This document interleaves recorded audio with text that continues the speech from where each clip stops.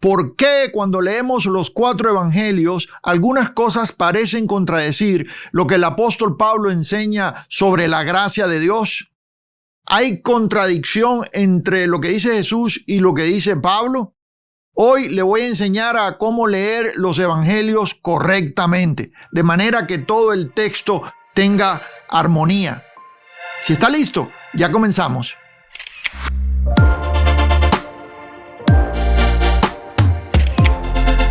Es una bendición estar todos juntos de nuevo estudiando la palabra de Dios y quiero dar la bienvenida a todos los que se conectan con nosotros desde cualquier lugar de nuestra amada América Latina. Es una bendición realmente estar juntos. En esta hora vamos a escudriñar el texto y usted se ha dado cuenta y algunos nos han preguntado ¿por qué razón Jesús parece decir algunas cosas que contradicen lo que Pablo enseña en cuanto a la gracia de Dios? Como que si Jesús estuviera enseñando todavía ley. Y para entender nosotros esto y para ver la armonía que hay en el texto, tenemos que entender la razón por la cual vino Jesús. ¿Cuál era el propósito de Jesús en su primera venida? Y establecer algunas cosas que nos van a guiar en el camino para poder entender todo esto, sí. Y lo primero que yo tengo que afirmar es que Jesús no vino a enseñar, escuche bien esto, no vino a enseñar detalladamente todo lo que comprende el nuevo pacto de la gracia. Jesús vino a morir en la cruz para que por su muerte nosotros pudiésemos entonces ser partícipes de esta gracia. Y por ahí comenzamos a entender la razón por la cual Jesús dice algunas cosas. Y yo se las voy a estar explicando hoy texto por texto. Y usted se va a dar cuenta que esto todo entra en armonía. Sí, el pacto de gracia no entró en función hasta su muerte. Esto es clave. Entonces podemos decir de una vez, ¿para qué vino Jesús? Una de las cosas para las cuales Jesús vino fue para prepararnos para la gracia. En otras palabras, Él no enseñó, como dije anteriormente ya, no enseñó detalladamente todo lo que tiene que ver con este nuevo pacto de gracia, porque este nuevo pacto de gracia no entró en operación hasta su muerte. Entonces, cuando Él está caminando y enseñando aquí en la tierra, ¿qué es lo que está haciendo? ¿Para qué está diciendo estas cosas? Todo esto lo vamos a explicar hoy. Pero para entrar de una vez, yo le voy a pedir que abra su Biblia ahí en el libro de Hebreos. Si usted tiene una copia del Nuevo Testamento con usted, en Hebreos capítulo 9. Y vamos a leer en el versículo 16, porque este texto establece exactamente el principio que yo acabo de mencionar. Y es que el testamento no entra en operación hasta que el testador no muere.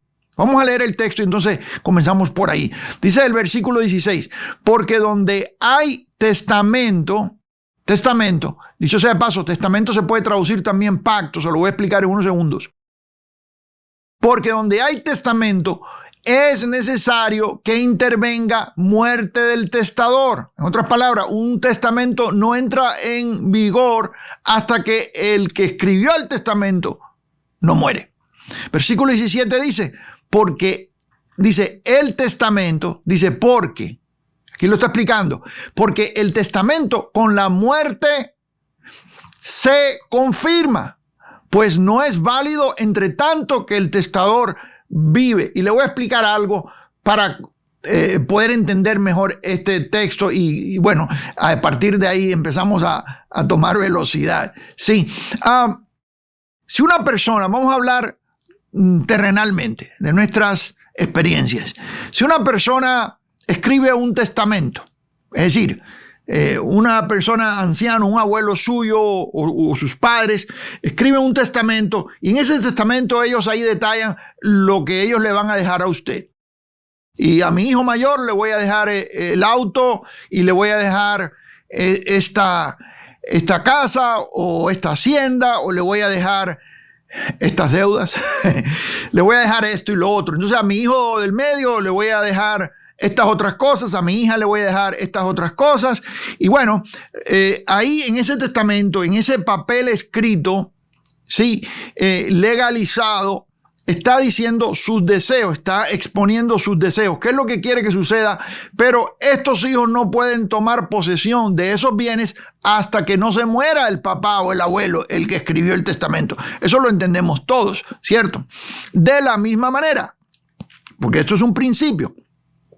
Mientras el testador, es decir, el que escribe el testamento, está vivo, no puede entrar en vigor. ¿Me está oyendo acá? Jesús, en los días de su carne, no inició, y tenemos un problema con esto, porque cuando nosotros hablamos de testamento, cuando usted abre su Biblia, usted ve que aquí, antes de comenzar el libro de Mateo, dice aquí Nuevo Testamento, ¿verdad?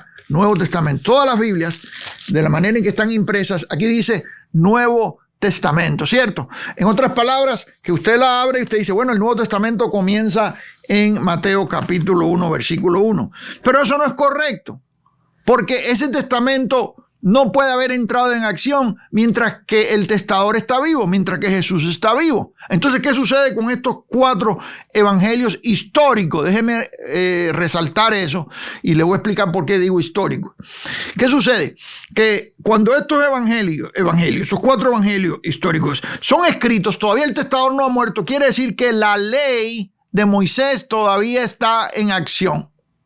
Está el antiguo pacto todavía presente. Sí, entonces nosotros, y de hecho, dicho sea de paso, la palabra griega, y yo se lo tengo aquí en la guía de estudio, dicho sea de paso, si usted no tiene todavía la guía de estudio, descárguela, es totalmente gratis, y ahí están todos los textos, los comentarios y una cantidad de recursos que le pueden bendecir. Es totalmente gratis. Sí, y en la guía de estudio, si usted viene conmigo y usted la tiene ahí ya y la puede abrir, yo escribo acá algo sobre la palabra que en el griego es diatseke, que significa contrato, pacto o testamento.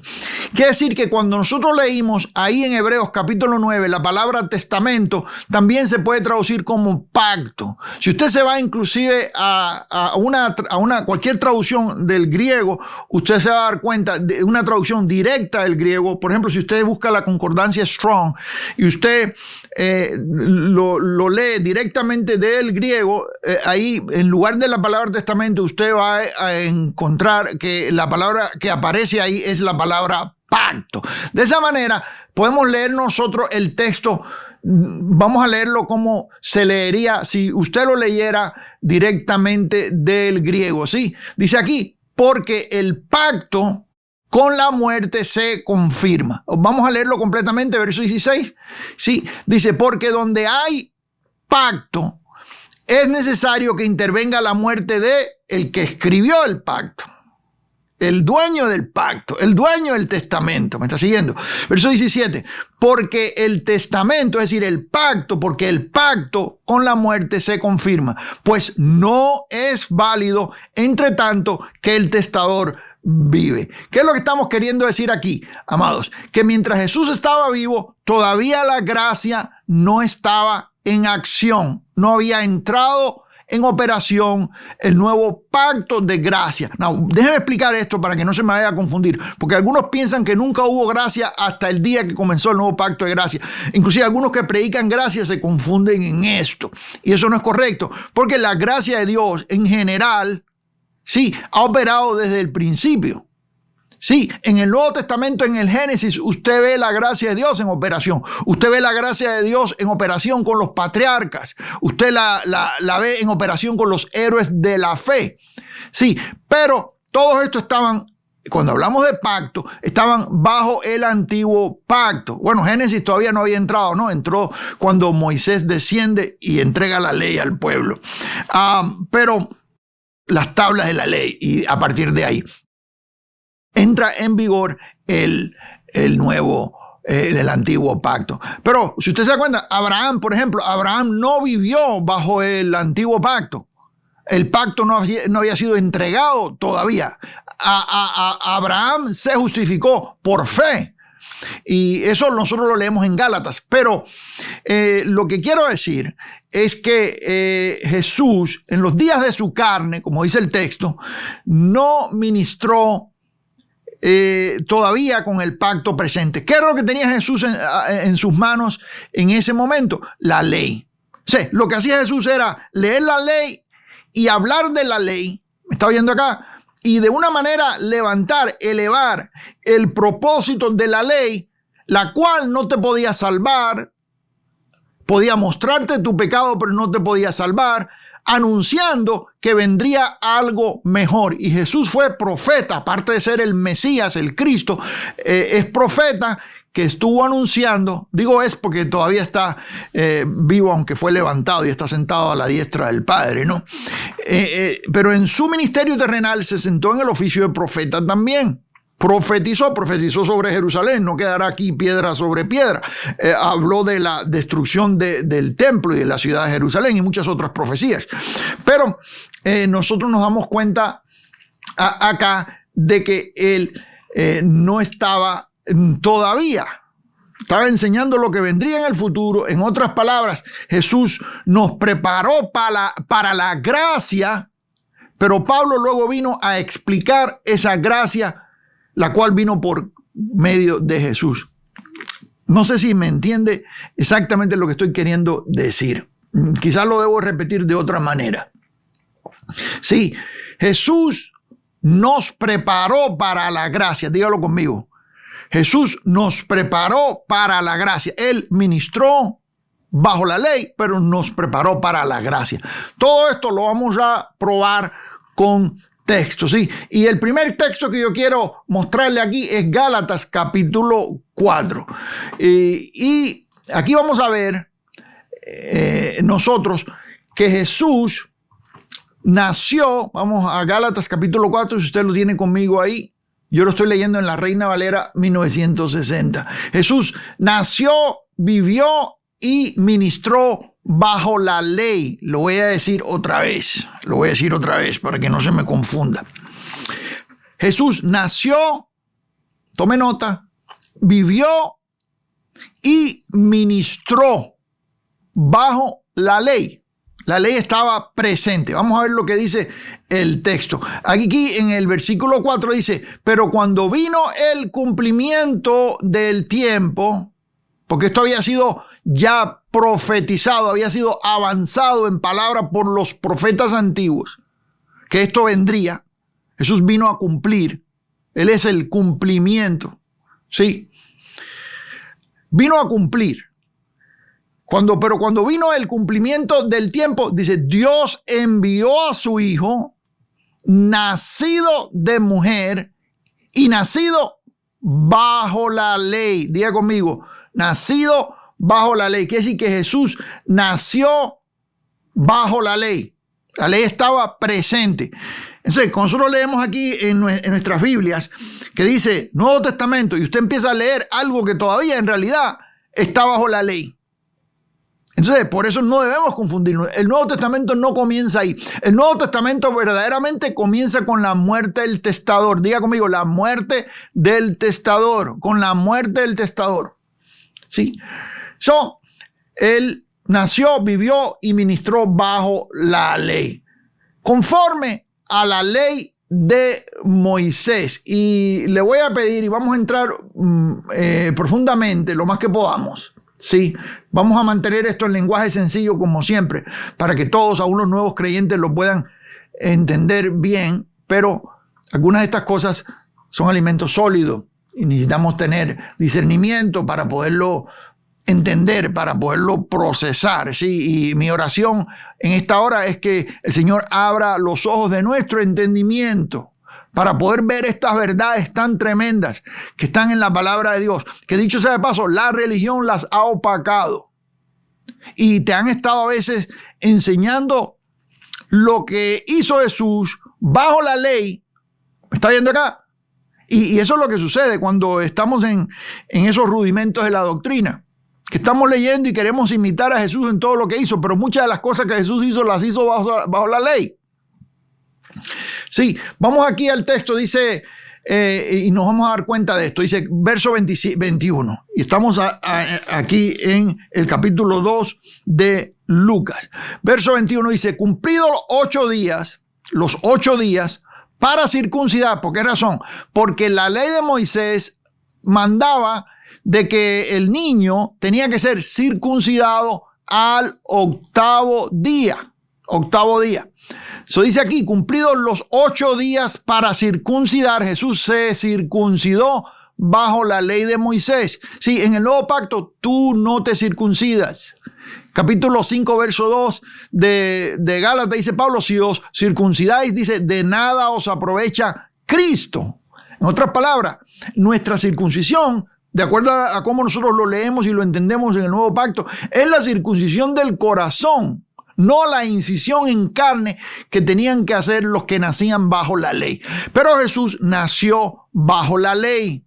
Como buen judío, nació bajo la ley.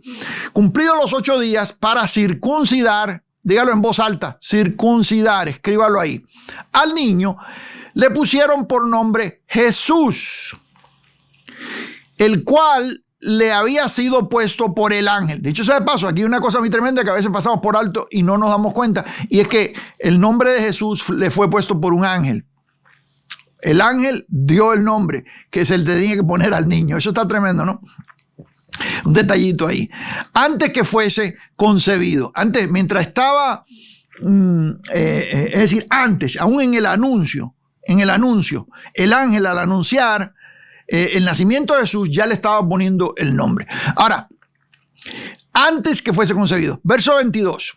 Y cuando se cumplieron los días de la purificación, esta es la ley, hermanos, eso es un ritual de ellos, conforme a la ley, dice aquí, ¿conforme a qué? La ley de Moisés, para que no quede duda. Jesús fue circuncidado bajo la ley. Y cuando se cumplieron los días de la purificación de ellos, conforme a la ley de Moisés, le trajeron a Jerusalén para presentarle al Señor. Porque bajo el antiguo pacto, a los niños se presentaban bajo la ley. Hoy en día, en muchas iglesias, usted ve lo que se conoce como presentación de niños. Sin embargo, si usted se va a la teología de la iglesia, históricamente, presentar niños no es parte o no es una ordenanza de la iglesia. Por siglos, la iglesia ha mantenido como ordenanzas lo que es el bautismo en agua y la cena del Señor. Solamente 2 ordenanzas, bautismo y cena. Eso yo lo explico en otros lugares. Sí, pero presentar niños no es ordenanza, ¿verdad? Ahora, yo no tengo nada en contra de que tú, cuando tu niño nace, hagas una oración y lo dediques al Señor. Mire, Señor, aquí lo traigo. Ayúdame, dame la fuerza, dame la sabiduría para poderlo criar en tus caminos, enseñarle justicia, enseñarle todo lo que tu palabra dice. No hay nada malo en eso, no hay nada en contra de eso. Pero en el momento en que se convierte en un ritual, en el momento que la presentación de niños se convierte en un ritual, como en la iglesia católica, por ejemplo, el bautismo de niños, lo cual no es bíblico, porque la palabra de Dios, el Señor nos dio el orden, dice creer y ser bautizados, o el que creyere y fuere bautizado. En otras palabras, el orden es primero creer y luego ser bautizado. Tú no puedes bautizarte para testimonio público de lo que ha sucedido en ti si todavía no ha sucedido nada. Y un niño no tiene conciencia. O sea, bautizar a un niño en realidad, de acuerdo al catolicismo, bueno, según ellos, esto lo están cristianizando, ¿no? Pero en realidad, y en muchas iglesias evangélicas toman la presentación de niños como un ritual, como si fuera una ordenanza. ¿Me está siguiendo? Y no, la Biblia no lo da. Para nosotros en el Nuevo Pacto no aparece eso en ningún lugar. Nosotros no vemos presentación de niños ya. Usted entra en la historia de la iglesia, en las cartas paulinas, las cartas en general. Usted no ve la presentación de niños ya como una ordenanza o aún como una costumbre dentro del Nuevo Pacto. Como dije anteriormente, yo no tengo nada en contra de que usted presente a su niño al Señor, que usted ore por ese niño desde el momento en que nace. No necesariamente tiene que ser un ritual y ponerle un trajecito blanco y hacer todo ese y traer padrinos. Eso es todo tradición. ¿Me está viendo acá? Pero lo que estoy diciendo, que llega el momento en que se convierte en algo como si fuera un ritual. Y entonces ahí nos estamos saliendo y nos estamos regresando a la ley. Dice aquí, hablando de lo que sucedió con Jesús bajo la ley, le trajeron a Jerusalén para presentarle al Señor, como está escrito en la ley. Diga conmigo, en la ley del Señor. Aquí es sinónimo, hablando de la ley de Moisés. Todo varón que abriere. ¿Por qué razón sabemos que está hablando de la ley de Moisés? Porque lo que dice aquí está escrito en la ley de Moisés. Todo varón que abriere la matriz será llamado santo al Señor, y para ofrecer conforme, note aquí la palabra conforme a lo que se dice en la ley del Señor. Diga conmigo, la ley del Señor. Solamente sigue hablando de Moisés por lo que dice, lo que continúa. No, hay gente que dice, no, pero no está hablando de la ley de Moisés, está hablando de la ley del Señor. La ley del Señor es la ley de Moisés. Yo no estoy hablando de la ley de Cristo o lo que se pudiera conocer como mandamientos dentro del nuevo pacto, o pudiera decir consejos dentro del nuevo pacto, que es lo que nosotros vemos en las cartas paulinas, Pablo dándonos consejos.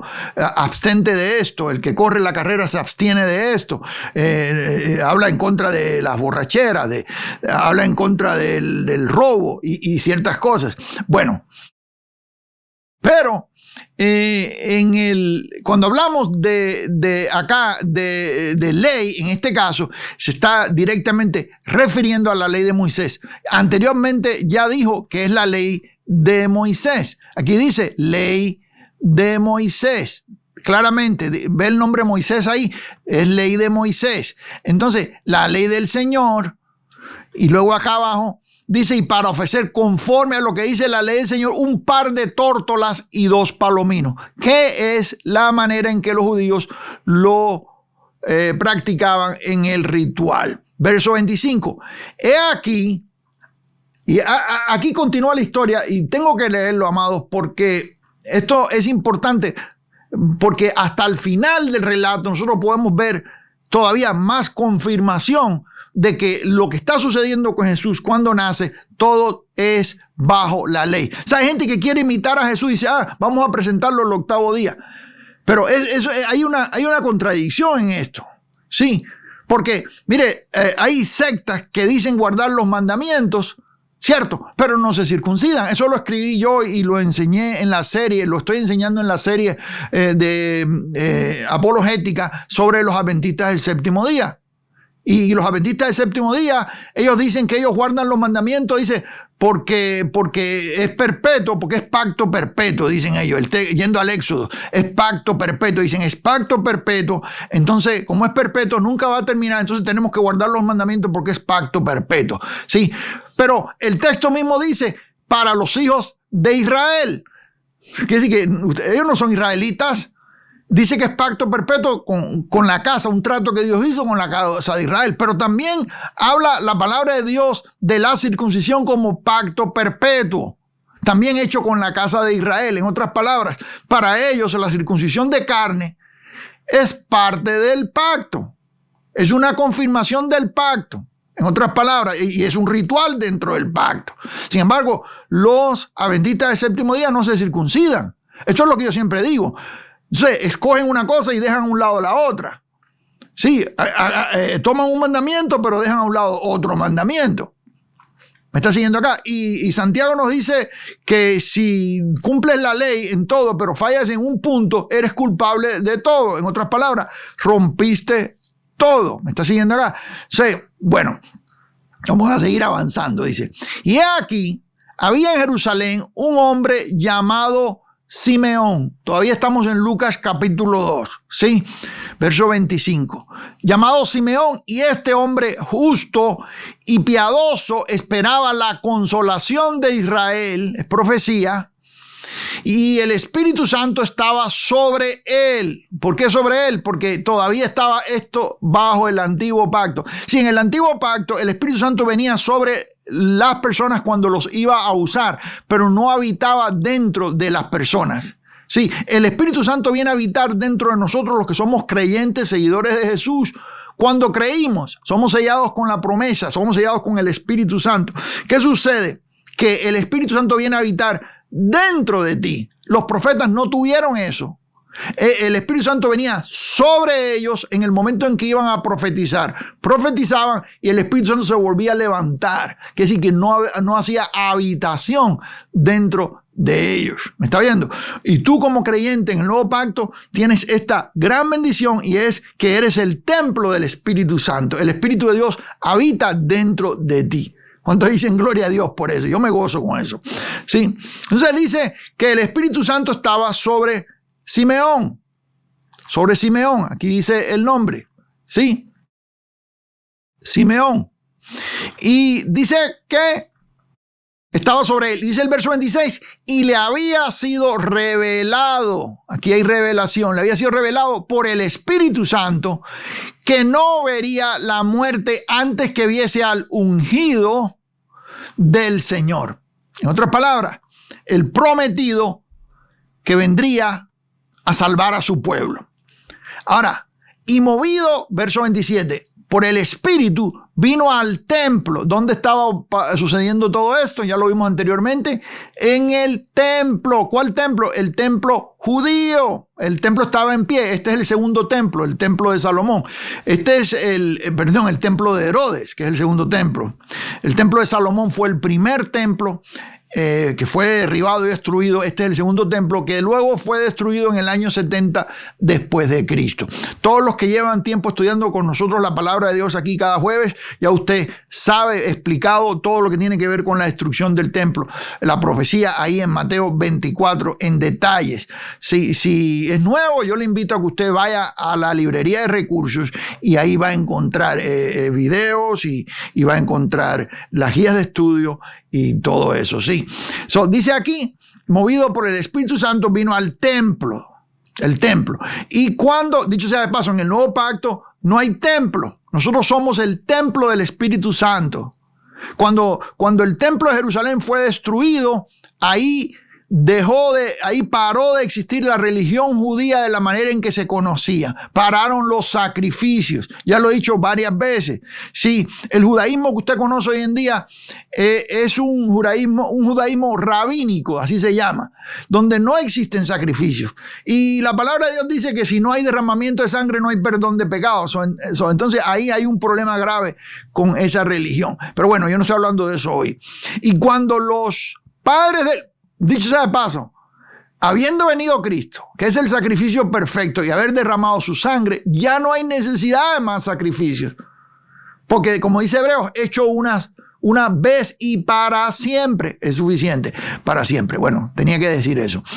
Y cuando los padres del niño Jesús lo trajeron al templo para hacer por él conforme al rito de la ley. Venga conmigo. ¿Cómo fue presentado Jesús? Conforme al rito de la ley. ¿Cómo fue circuncidado Jesús? Conforme al rito de la ley. Quiere decir que Jesús estaba bajo la ley desde que nació y luego nosotros vamos a ver que él creció bajo la ley. Conforme al rito de la ley.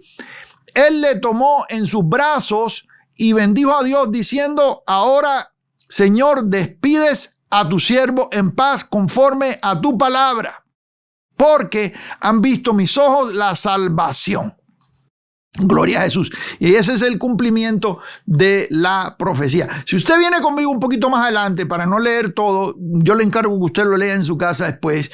Aquí en el versículo 39, dice, después de haber cumplido todo lo prescrito en la ley, otra vez dice la ley del Señor, volvieron a Galilea, a su ciudad de Nazaret. Algo muy importante, versículo 40, muy importante.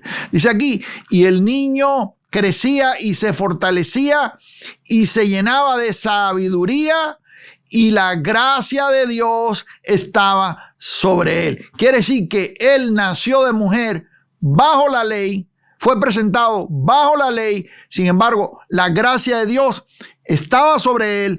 Gracia en este aspecto, y no quiero no quiero detenerme mucho en esto, sí, pero Dios le daba gracia para estudiar, para crecer en sabiduría. Como el texto a veces dice que Dios a alguien le dio gracia delante de los hombres, o Dios le dio gracia para hacer esto, que sí, que te empoderó para hacer esto. Y eso lo vemos en la vida de Jesús. Como le dije anteriormente, la gracia de Dios siempre ha operado desde el principio de la humanidad. Por eso no se me confunda. Pero el pacto de gracia, el nuevo pacto de gracia, cuando entró esta plenitud de la gracia, en que somos salvos por gracia solamente, los antiguos patriarcas, los que creían en el Señor, ellos eran salvos mirando por medio de símbolos y sombras, que nosotros las vemos en todas partes ahí en el tabernáculo, mirando a Jesús desde lejos. Sí, cuando veían, cuando hacían el ritual, estos rituales estaban apuntando a Jesús. Sí, solamente por medio de Jesús se puede ser salvo. Pero habiendo venido Cristo, habiendo muerto en la cruz, en esa muerte, al morir el testador, entró en operación el nuevo pacto. ¿Y qué sucede ahora? Que nosotros somos salvos porque estamos frente a frente con la realidad misma de las cosas. No los símbolos, no las sombras, sino Jesús mismo. ¿Entiendes? Por eso es que nosotros podemos entrar en la plenitud de su gracia, cosa que los antiguos no pudieron hacer. ¿Cuántos me están siguiendo aquí? Sí, yo me gozo con eso. Yo no sé si usted se está gozando. Dígame ahí en el chat o en los comentarios si se está gozando. Entonces, vamos a dejar afirmado que Jesús, escuche bien esto, Jesús nació de mujer bajo la ley, sin embargo, nos preparó para la gracia. Y esto empieza a explicarnos a nosotros cómo funciona cuando nosotros leemos los evangelios históricos. Le voy a decir por qué digo históricos, sí. Cuando tú estudias, por eso es que estudiar la palabra de Dios, cuando yo tengo encuentros o ¿cómo se puede decir? Debates con gente de alguna secta que hemos tenido, ellos siempre revuelven el texto y ese es el problema, que ellos te sacan un texto de aquí, otro de allá. Yo me pongo a hablar con un testigo de Jehová y ellos sacan un versículo fuera del contexto completamente. En el momento que tú se los rebates, ellos salen huyendo y sacan otro versículo en otro lugar que está alejado del texto también. Y así es como las sectas van formando sus creencias falsas. ¿Me está siguiendo? En el estudio de la palabra de Dios tenemos que tener una coherencia. Tenemos que entender cómo se escriben las cosas, por qué se escriben, en qué tiempo se escribieron, a qué estaba apuntando. ¿Me está siguiendo?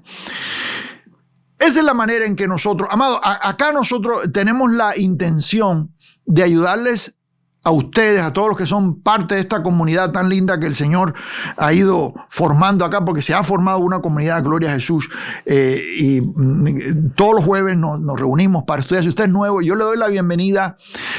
Mire, únase ahí debajo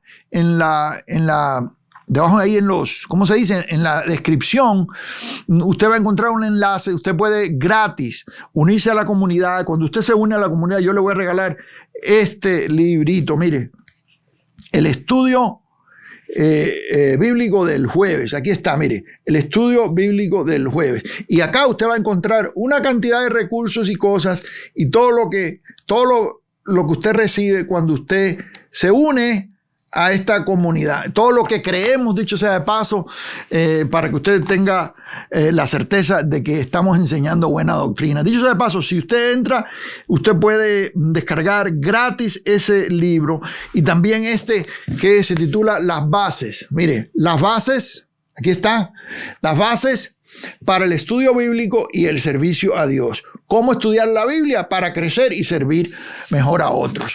Y igual, una vez que está dentro, usted tiene acceso a una cantidad de recursos gratis que pueden edificar su vida, ¿sí? Y puede recibir notificación para que esté con nosotros en cada estudio bíblico que hacemos en vivo, cuando hacemos series, conferencias, etc.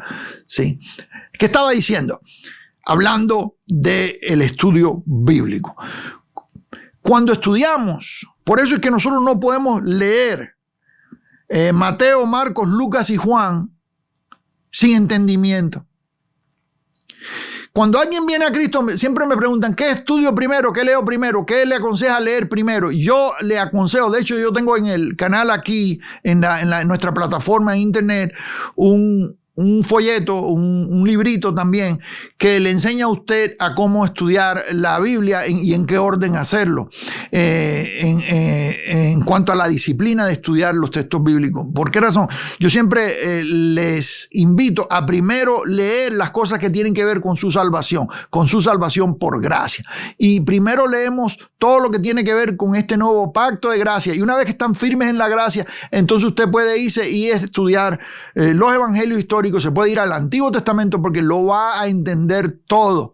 Se va a dar cuenta que todo lo que está leyendo allá está apuntando a lo que sucede acá en el nuevo pacto. De otra manera se confunde. Yo he visto gente que le dice a los nuevos creyentes, no, empieza a leer ahí en el Antiguo Testamento, léelo en orden.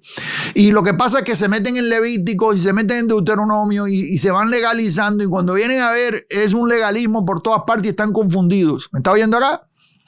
Porque no entendieron exactamente lo que sucedió en esta salvación tan grande que recibimos por gracia. Porque por gracia sois salvos por medio de la fe, y esto no de vosotros, dice, pues es regalo de Dios o es don de Dios. Efesios 2:8, ¿sí? Y 9.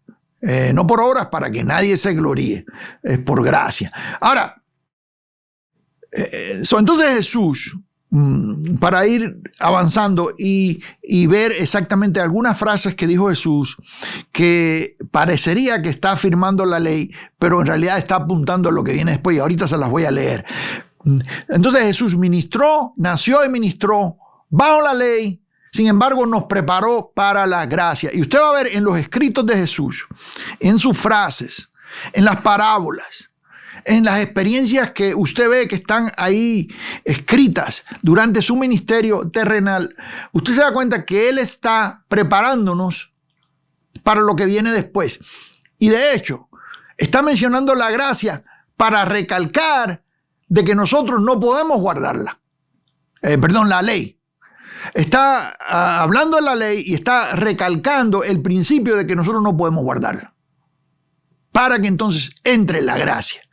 O sea, Jesús nos enseñó que había un camino más excelente. Una y otra vez Jesús nos dejó saber que había algo mejor que la ley. Y presta atención a una frase que Jesús usó bastante. Jesús empezaba a hablar de un mandamiento, de algo de la ley, y decía, mas yo os digo. Él decía, la ley dice esto, Moisés dice esto, la escritura dice esto, mas yo os digo esto. En otras palabras, elevó el mandamiento de tal manera que usted se dio cuenta que es imposible cumplirlo. Sí. Vamos a Mateo capítulo 5, versículo 20, venga conmigo acá, Mateo 5, versículo 27, se lo voy a poner acá en pantalla rapidito. Oísteis que fue dicho, no cometerás adulterio. Ahí está Jesús citando la ley. Oísteis que fue dicho, no cometerás adulterio.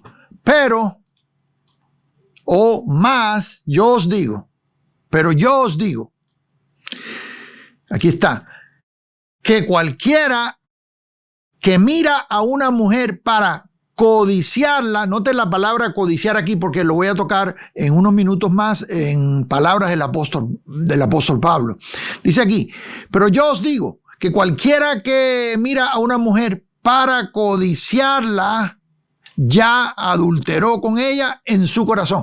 Jesús está elevando la ley. De hecho, Jesús está dando el verdadero significado de la ley, el espíritu de la ley, por decirlo así. Te está diciendo, ok, la ley decía, os fue dicho, ¿qué decir la ley? La ley decía, no cometerás adulterio. Ahí está, ¿verdad? De hecho, está en los 10 mandamientos, como continuamente lo escuchamos por ahí. Pero yo os digo, yo les voy a dar algo mejor. La ley es estricta, pero ahora yo le voy a decir algo que la va a poner más estricta todavía. En otras palabras, estoy empeorando esto. Es más difícil de cumplir, es más difícil de llevar a cabo. Cualquiera que mira a una mujer para codiciarla, y entra la palabra codicia. Vamos a ver lo que Pablo habla sobre la codicia. Para codiciarla, ya adulteró con ella en su corazón. ¿Qué es lo que está haciendo Jesús? Te está dejando saber, dígame la verdad. Y cuando hablamos de codicia, estamos hablando de, en este caso, de una mujer, o codiciar algo, codiciar lo que tiene el vecino, codiciar algo que quieres, digamos, ¿sí? La ley dice, no codiciarás. Yo os digo, si mira algo, en otras palabras, si miras a una mujer para codiciarla, ya adulteraste en tu corazón.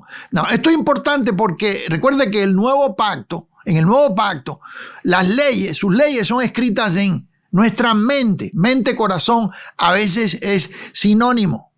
O sea, Dios pone en este corazón que era antes de piedra, Dios nos renueva y pone su ley ahí.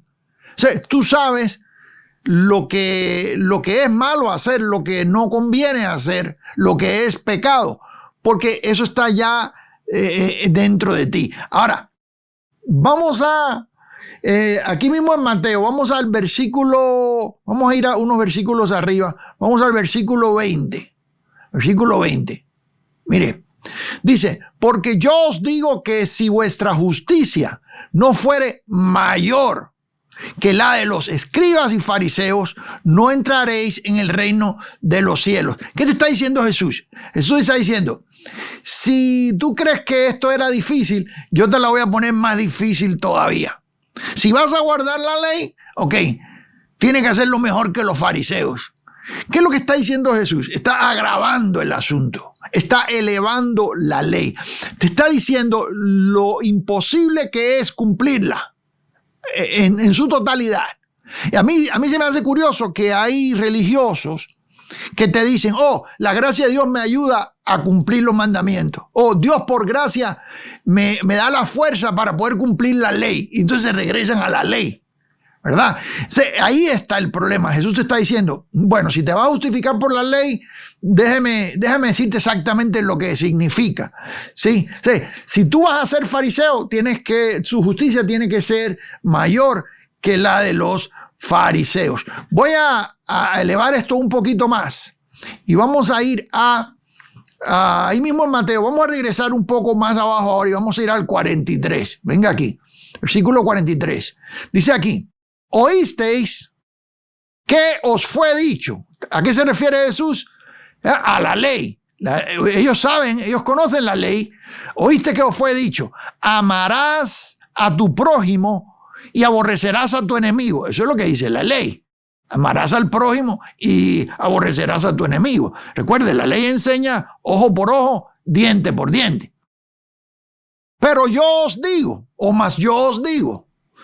dice, pero yo os digo, amad a vuestros enemigos, bendecid a los que os maldicen, haced bien a los que os aborrecen y orad. Dice, orad por los que os ultrajan y persiguen. En lugar de ojo por ojo y diente por diente, yo te voy a decir algo mejor. Voy a elevarlo. Sí, la ley decía, si alguien te hace algo, bueno, aborrécelo. Amarás a tu prójimo y aborrecerás a tu enemigo. Pero yo os digo, ama a tu enemigo. Jesús está elevando el significado de la ley. En otras palabras, Jesús no vino a enseñarnos a cómo guardar la ley de Moisés. Jesús vino a enseñarnos que la ley de Moisés humanamente no se puede guardar. Y ahí es donde está el propósito de la ley, que fue un ayo, como dice Pablo. El ayo es maestro de niños. Te está enseñando, el ayo te está diciendo, no hagas esto, no hagas esto, no hagas esto. Sí, pero habiendo venido la ley, dice Pablo, ya no estamos bajo ayo. En otras palabras, la ley, el propósito de la ley es enseñarte el pecado, es mostrarte el pecado. Cuando no había ley, tú no tenías conocimiento de pecado. Al venir la ley te está diciendo, este es pecado. O sea, Jesús te está diciendo el significado, te está enseñando el significado exactamente, el espíritu de la ley, el significado exactamente de la ley. Y si tú quieres justificarte guardando los mandamientos de la ley, Jesús te está diciendo, ok, te voy a explicar exactamente lo que esto significa. Si miras a una mujer en tu corazón, si la miras para codiciarla solamente, ya adulteraste con ella en tu corazón. En otras palabras, ya eres un adúltero. Ya eres un adúltero. Ahora, aquí nos damos cuenta la hipocresía que hay en los que dicen que ellos se justifican guardando la ley. Y sectas, por ejemplo, volviendo otra vez a los adventistas del séptimo día, que dicen, algunos me han dicho a mí, no, es que la gracia de Dios me enseña, fui salvo por gracia y ahora el Señor me dio la gracia para poder guardar los mandamientos, me fortaleció. Inclusive dicen, todo lo puedo en Cristo, guardar los mandamientos, lo puedo en Cristo. Esfuerzo humano. En otras palabras, sí, entré por gracia, pero ahora me voy a justificar por obra. En otras palabras, me voy a mantener salvo por lo que hago, por mis esfuerzos humanos. Sí. Los que decían guardar perfectamente la ley eran hipócritas. Vamos a ver lo que dice Jesús de eso y le voy a pedir que venga conmigo a Lucas capítulo 11. Lucas 11. Y miren lo que dice aquí. Ay de vosotros, este es Jesús hablando. Ay de vosotros, fariseos, con exclamación. Ay de vosotros, fariseos, que amáis las primeras sillas en las sinagogas y las salutaciones en las plazas. En otras palabras, que tienen apariencia, como dice el mismo texto, apariencia de piedad. Sí, así es el religioso. Oye, hermano, Dios te bendiga. Oye, hermano, mi hermano. Y todo el lenguaje, los religiosos tienen todo el lenguaje correcto.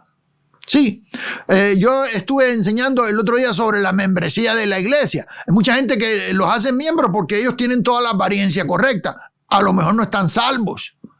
Y ese es uno de los problemas que hay con la llamada membresía de la iglesia. Yo le expliqué, por ahí está el video, yo le expliqué a usted exactamente lo que significa ser miembro del cuerpo de Cristo y miembros los unos de los otros. Búsquelo por ahí, ahí está. Jesús dice ahí en el versículo 44, ay de vosotros escribas y fariseos hipócritas. Cosa tremenda. Esto es una palabra dura. Si usted como predicador hoy en día se sube a un púlpito y usted le dice a alguien hipócrita, van a decir, ay, qué duro es. No tiene amor. Eso es lo que van a decir. Jesús le está diciendo a estos que quieren justificarse por los que dicen guardar perfectamente la ley, que son los fariseos, es el grupo más celoso en cuanto a la ley. Sí, Pablo dice que él había sido antes fariseo de fariseos. Pablo intentaba guardar todo eso. Algunos dicen, bueno, hermano, yo no la guardo completa, pero hago lo mejor que puedo y Dios lo que mira es el corazón. Ahí te estás contradiciendo porque la Biblia dice que si no la guardas completo, eres culpable de todo. Si no la guardas completamente, eres culpable de todo. Aquel que intenta decirte a ti que ellos es que yo guardo los mandamientos, Dios me da la fuerza y me da el poder para guardar los mandamientos, y yo guardo la ley, y guardo el sábado, y guardo esto, y guardo lo, y todo es guarda. Eso, hay hipocresía en eso, porque ellos mismos saben que ellos no pueden guardar la ley de la manera en que la ley exige ser guardada. Y Jesús elevó eso. Le digo, ok, vas a ir por la ley, esto es lo que significa. Dice aquí, ay de vosotros, escribas y fariseos hipócritas, que sois como sepulcros que no se ven, y los hombres que andan encima no lo saben. Miren nomás. Respondiendo, uno de los intérpretes de la ley le dijo, maestro, cuando dices esto también nos afrentas a nosotros. Y él dijo, ay de vosotros también, intérpretes de la ley, para que no tenga duda de qué estamos hablando. ¿Intérpretes de qué? De la ley. Estos son hoy en día, aquí en este caso son los fariseos, estamos hablando del judaísmo. Hoy en día los que no son ni israelitas y dicen justificarse por medio de la ley. En otras palabras, por medio de su comportamiento. Echando a un lado el sacrificio de Cristo en la cruz, perfecto, completo, hecho una vez para siempre, echándolo a un lado. Diciéndole a Jesús, yo no te necesito, yo puedo mantenerme en santidad por mis propias fuerzas. Dice aquí, dice, Hay de vosotros también intérpretes de la ley. Esto va para todos los legalistas, todos los intérpretes de la ley hoy en día también. Porque cargáis a los hombres con cargas que no pueden llevar. Dice aquí, diga conmigo, no puede. No pueden, diga conmigo, no se puede. Por eso es que necesitamos la gracia de Dios. No se puede, dice, no pueden llevar, pero vosotros ni aún con un dedo las tocáis. ¿Ah? Verso 47. Hay de vosotros que edificáis los sepulcros de los profetas a quienes mataron vuestros padres. ¿Qué está haciendo Jesús? Está diciéndole a los que tratan de justificarse por medio de la ley, ¿sabe qué? Están mal, no pueden. Diga conmigo, no pueden. Pablo, el apóstol Pablo, no pudo guardar la ley.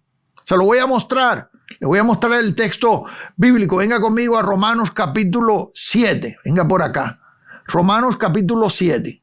Déjeme abrir aquí el texto. Capítulo 7. Venga conmigo acá. Aquí está. Dice, vamos a comenzar leyendo el versículo 8. Vamos a comenzar leyendo el versículo 7. Dice aquí. Versículo 7. ¿Qué diremos pues? ¿La ley es pecado? Note que está hablando de la ley. ¿Es pecado? En ninguna manera. Pero yo no conocí el pecado, sino por la ley. Ahí está la ley cumpliendo su propósito, enseñándote el pecado y enseñándote que no lo puedes guardar. Dice aquí, pero yo no conocí el pecado, sino por la ley, porque tampoco conociera la codicia. ¿Se acuerda que le hablé de codicia anteriormente? Si la ley no dijera, no codiciarás. No, los que conocen los mandamientos ya saben, ahí está el mandamiento. No codiciarás. ¿Qué cosa quiere decir codiciar? Desear algo que no es tuyo. Desear la mujer de tu prójimo. Desear el auto que tiene tu prójimo. Desear la casa de tu prójimo. Desear algo. No codiciarás. La ley dice no codiciarás. Pero mire lo que dice Pablo aquí. Mas el pecado tomando ocasión por el mandamiento. Porque la ley mata, amados. El texto lo dice bien claro. La ley mata. Dice, mas el pecado es un ministerio de muerte. Dice el texto. Mas el pecado tomando ocasión por el mandamiento. Venga conmigo los que dicen que guardan los mandamientos, todos los mandamientos todo el tiempo. Dice, el pecado tomando ocasión por el mandamiento produjo en mí toda codicia. Aquí está Pablo diciéndote que él codició. No, yo no sé lo que codició, porque codicia es amplio el concepto, puede ser muchas cosas. Yo no sé si codició a una mujer que le pasó por el frente y la miró y de pronto, ¡ay! O codició algo material, o codició lo que haya sido una posición de poder, o codició la reputación que tenía otra persona y la quiere eso. Esto es algo que funciona dentro de las iglesias de hoy en día. Hay gente que quiere lo que otro está haciendo. Alguien tiene un puesto y quieren ese puesto. Quieren hacer lo que otro está haciendo. Hay competencia. Algunos predican a Cristo por competencia. Lo dice la palabra de Dios.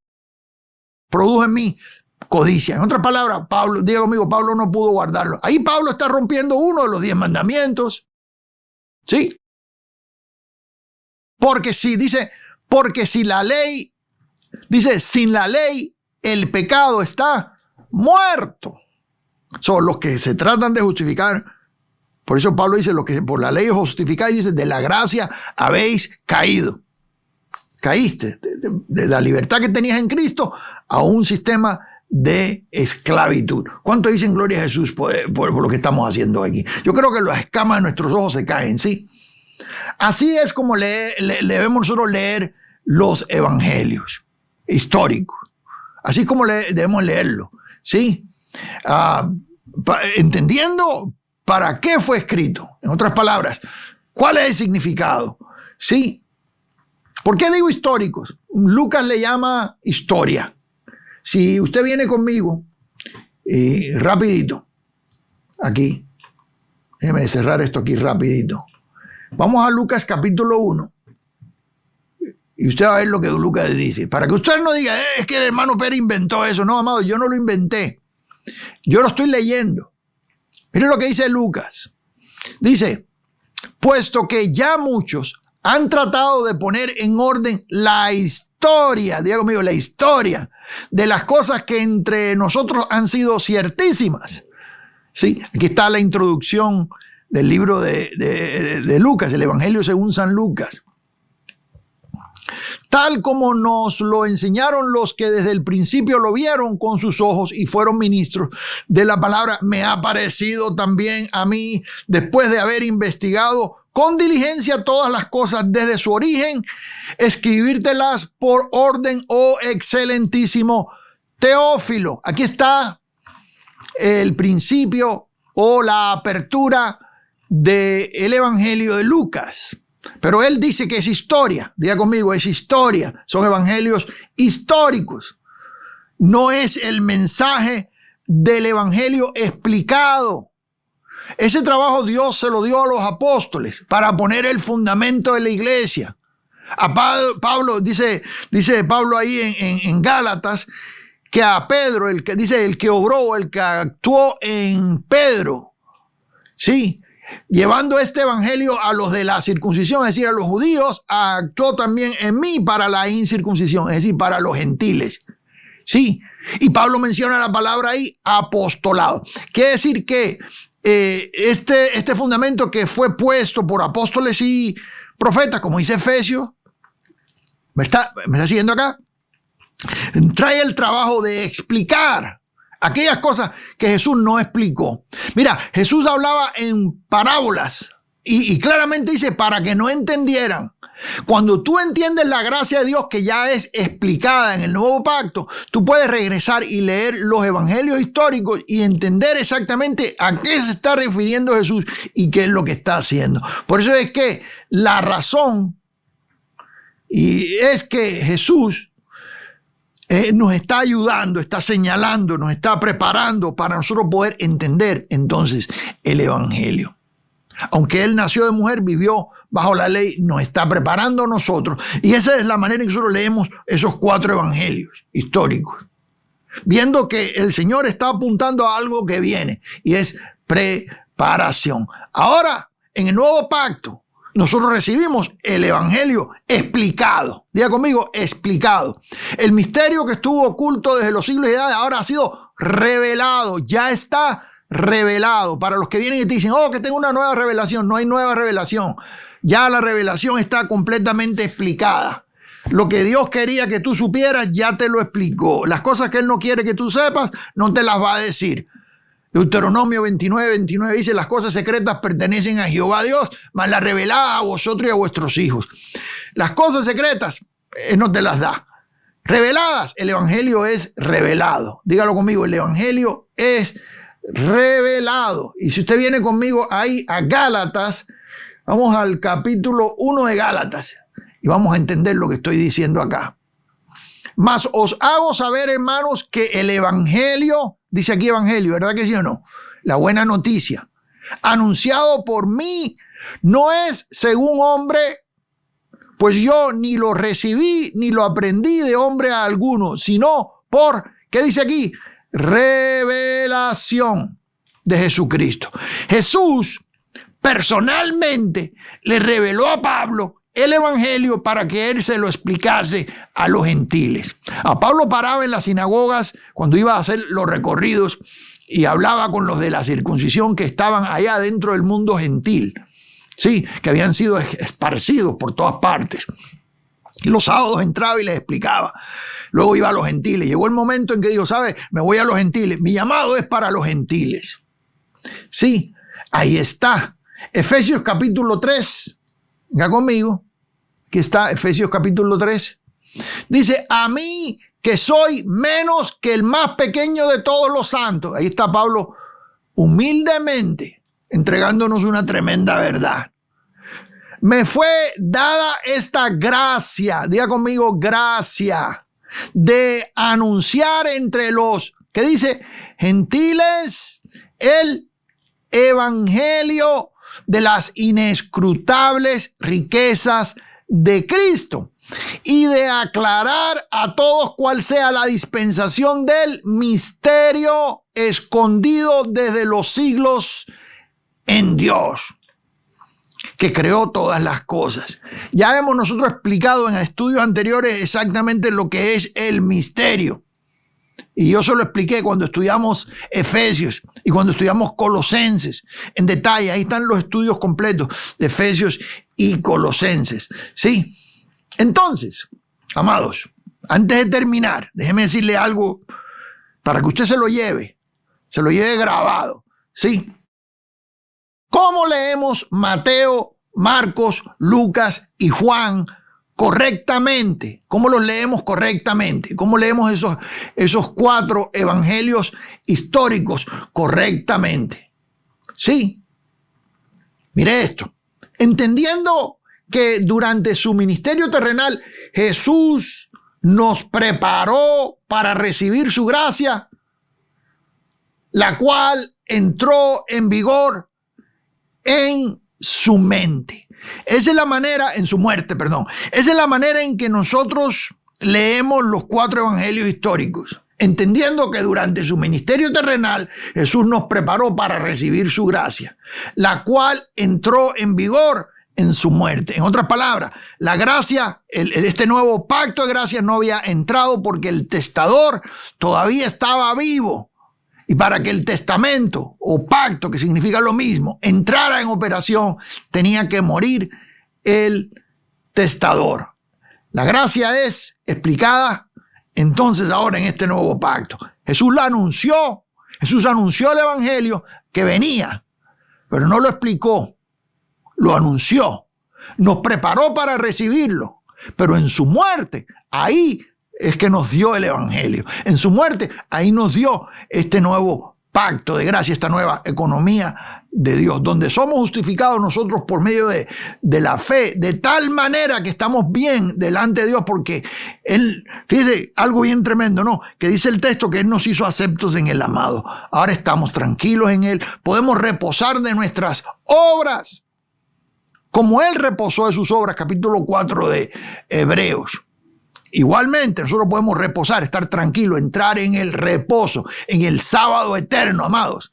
En el reposo, porque reposamos de nuestras obras. Eso es lo que nos permite a nosotros estar en completa paz. El evangelio nos permite estar en completa paz con Dios. Eso es algo tremendo. Amados, si no se ha suscrito al canal, recuerde hacerlo aquí. Aquí le voy a dejar más. Seguimos adelante, bendiciones.